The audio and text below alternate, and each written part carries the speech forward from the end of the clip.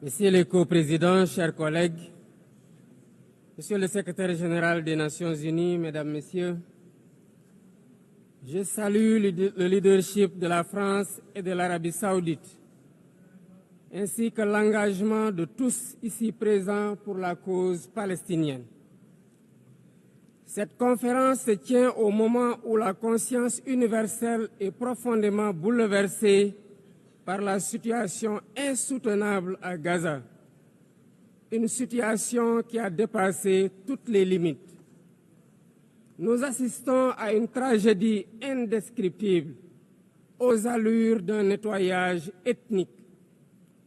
Devant tant d'inhumanité, se taire, ne pas agir, ce n'est pas une option. Ce serait même une complicité passive. Nous sommes là pour rappeler le sens des principes fondateurs des Nations Unies, la souveraineté des peuples, l'égalité des droits, la paix par la justice, le respect du droit international et la protection des populations civiles, même en temps de guerre.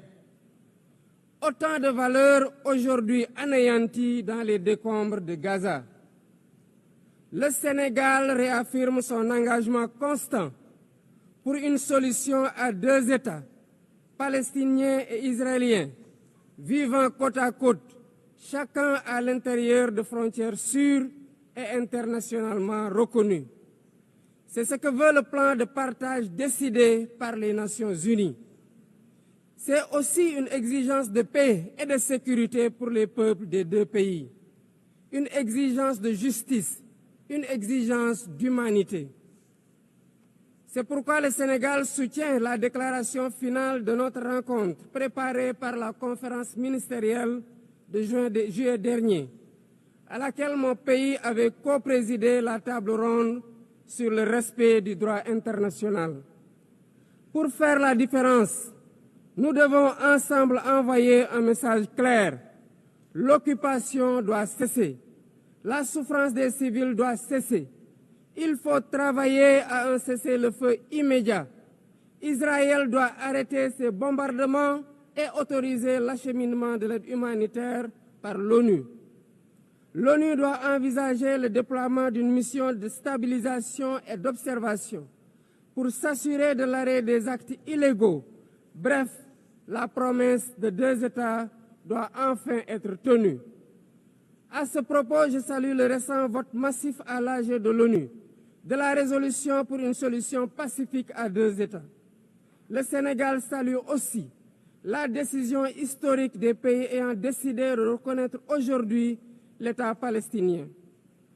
Président du Comité pour l'exercice inaliénable des droits du peuple palestinien, le Sénégal continuera de s'associer à toute initiative visant à favoriser le retour à une paix durable en terre palestinienne.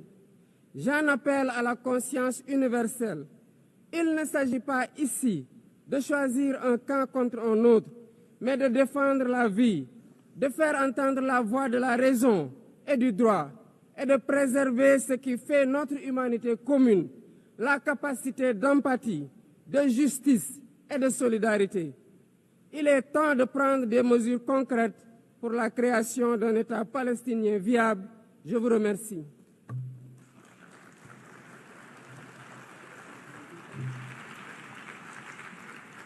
Je remercie le président du Sénégal.